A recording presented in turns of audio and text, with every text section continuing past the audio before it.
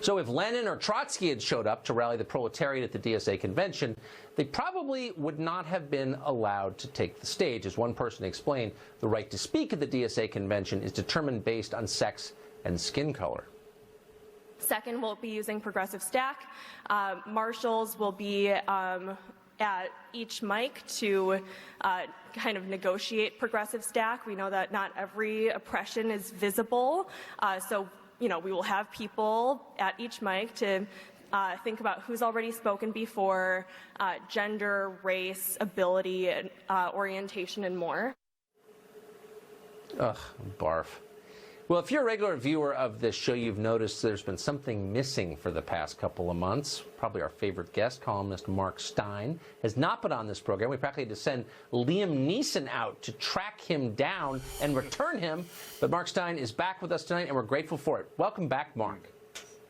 Hey, great to be back with you, Tucker. Yeah, Liam Neeson rescued me from a bunch of Albanians who'd been holding me. It's Taken 12 coming to the multiplex near you anytime soon. Good. I'll be first in line. What do you make of this? The Democratic Socialists of America seem like they've been taken over by a bunch of Trustafarians from Brooklyn. Do you think what's happened? Yeah, I think it's actually, sometimes you see mass movements that actually dwindle into niche markets. It happens a lot. Broadway, for example, used to be the mainstream of American popular culture and then became a little boutique thing. Same thing happened with jazz.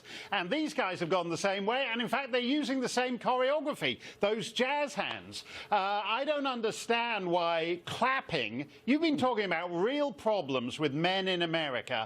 We're now watching a political convention where clapping is so triggering, everybody instead had to make jazz hands like a lot of camp assistant choreographers rehearsing some number from Hello, Dolly. I don't like I find jazz hands triggering because it reminds me of old-time mammy singers, so it's like being at a convention of the Virginia Democrat governor and lieutenant governor and all the rest of them all doing their mammy songs. This is the degeneration. Socialism slaughtered millions. These Trustafarians couldn't slaughter anybody. They're not serious socialists. We've really missed you.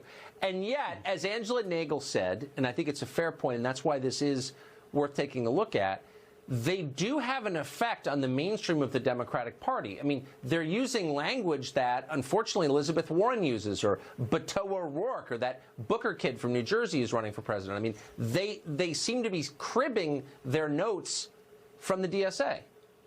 Yeah, I think that's what Angela got wrong. I mean, no one's interested in, the controlling heights of the economy. This nonsense is actually what they're about.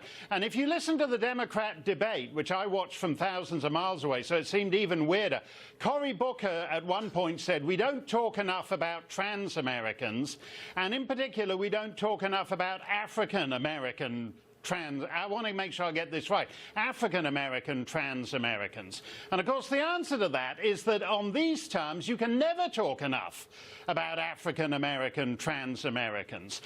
This obsession with boutique demographics, which they take as seriously. It's basically like Downton Abbey for progressives. It's, does the second son of the Viscount get to sit next to the younger daughter of the Marquis?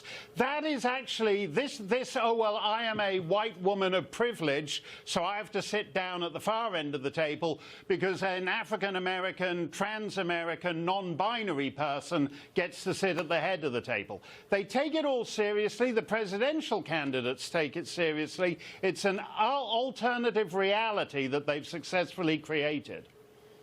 And it's boring as hell. If only they would spend 4 minutes telling us what they think of the Federal Reserve Bank, I'd be kind of excited. Mark Steyn, they've never heard of the Federal Reserve. Great to be back with you, Tucker. What does that have to do with trans Americans? So good. Thank you. Good to see you.